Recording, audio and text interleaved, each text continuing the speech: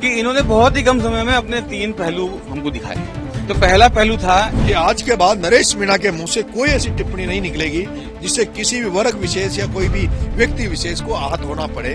तो ऐसे कौन सी चक्की का आटा खाया है कि जो 6 महीने पहले वाला नरेश था वो अब ये भाषा बोल रहा है, बड़े बड़े साधुओं की भाषा बोल रहा है। मुझे ऐसा लगने लगा है कि अब नरेश का चुनाव नहीं है, जनता का चुनाव है। मोरपाल जी का भी मूड आउट गया, मान लो, और वो भी किया था। मैं कोई व्यवस्था नहीं करता, मैं कोई षड्यंत्र करना नहीं जानता। मैं ऑन रोड सड़क पर काम करता हूँ, जनता के बीच में जा रहा हूँ। हमारे साथ देखिए, बोलने की आपको जरूरत नहीं है कि कौन है। एक स्टारडम से लबरेज एक सुपर हीरो है, युवाओं की धड़कन है और एक जान डाल दी है युवाओं के अंदर, युवा की शक्ति है। मगर ये बड़ा छोटा समय था इन्होंने अपनी खूबियां दिखाई जनता को, और जब चैलेंज करते हैं ऐसे लोगों को जो 60 साल 65 साल से राज कर रहे हैं और उनको खत्म करने की बात करते हैं। मगर हमने और सबने, आम जनता ने देखा कि इन्होंने बहुत ही कम समय में अपने 3 पहलू हमको दिखाए हैं। तो पहला पहलू था कि अग्रेसिव, बड़े अग्रेसिव थे।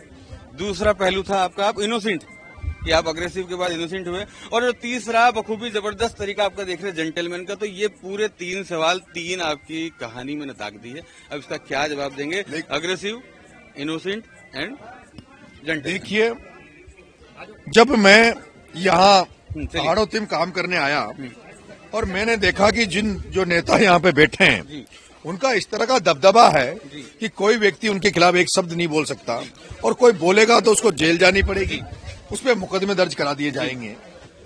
तब मुझे लगा कि लोगों का डर और भय निकालना नरेश मीणा के लिए जरूरी है, और उस डर और भय को निकालने के लिए नरेश मीणा ने अग्रेशन शो किया, और उस अग्रेशन का ये निकल के आया कि उसी अग्रेशन की वजह से जनता में आया कि जब नरेश मीणा इनके खिलाफ बोल सकता तो अपन क्यों नहीं बोल सकते, अपन क्यों खड़े नहीं हो सकते। और वो आज मेरे साथ उसका रिजल्ट मुझे मिल रहा है कि आज हाड़ौती की जनता, हर जनता जिनको दबाया कुचला गया था, वो सारे लोग सड़क पे खड़े हैं और वो अपनी आवाज को बुलंद कर रहे हैं। दूसरा आपने बोला इनोसेंट। तो मैं जब जेल में गया तो जेल में मैंने बहुत सारी बुक्स पढ़ी, बहुत सारा अनुभव जेल से मुझे मिला, और जिसके कारण से मेरे कैरेक्टर में, मेरे चरित्र में बहुत सारे बदलाव आए हैं। तीसरा जेंटलमैन। मैं जब तीसरा चुनाव लड़ रहा हूँ, मेरे 2 चुनाव में जो कमियां थी उन कमियों को दूर करते हुए मैं ये तीसरा चुनाव लड़ रहा हूँ। और मुझे जनता अब ये कहती कि भाई आपकी एक पहचान है, आपको वो सब नहीं करना है। और मैंने भी अपने आप को ये महसूस किया है कि मेरे में कुछ कमियां हैं, उनको दूर करना चाहिए। और मैंने उन सारी कमियों को दूर करते हुए, सर्व समाज का आशीर्वाद लेते हुए, सब जात पात सबसे ऊपर उठकर, मैं आपके माध्यम से सॉरी भी फील करूंगा कि मैंने मेरी जो शुरुआती समय था उस समय कुछ ऐसी टिप्पणियां कर दी थी जो कुछ समाजों के लिए आहत करने वाली थी।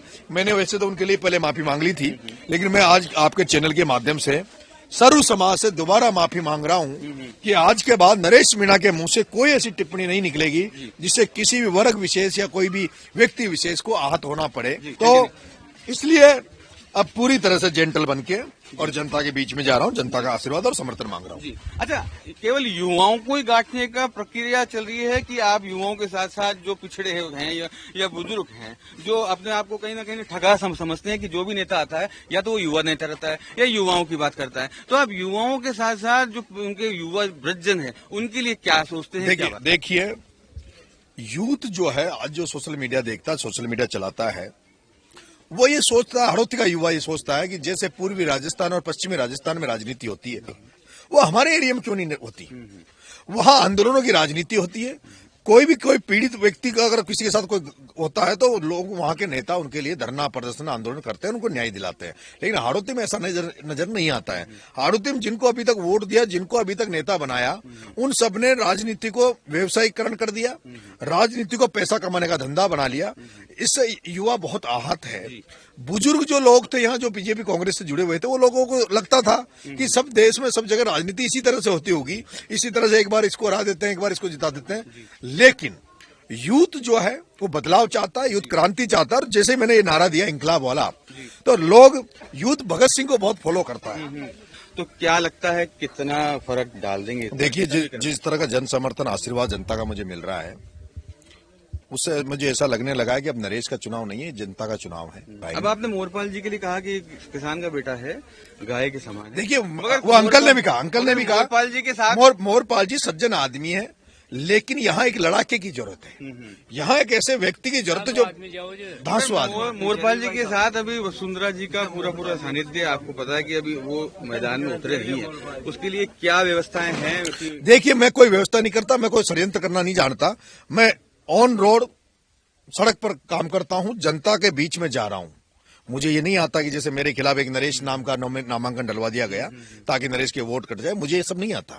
मैं तो अब वो कौन वसुंधरा जी आएंगी, कोई और बड़े नेता आएंगे, वो कांग्रेस के बड़े नेता आएंगे, मैं इन सब चीजों पर ध्यान नहीं है, मेरा तो जनता पर ध्यान है। जनता के घर घर जाके ढोक दे देकर जनता का आशीर्वाद ले रहा हूँ। तो ये थे नरेश जी, युवा नेता, और आज इन्होंने अपनी बात बड़ी पारदर्शिता से रखी है।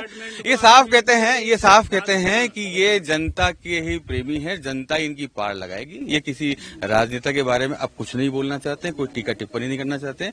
अपने जो प्रतिद्वंदी है उनके लिए जो पहले बोल चुके हैं वो काफी है। अब ये जनता के ऊपर उन्होंने छोड़ दिया है कि जनता इनकी पार लगाती है या इनको जनता घर बिठाती है। तो आज के लिए इतना ही।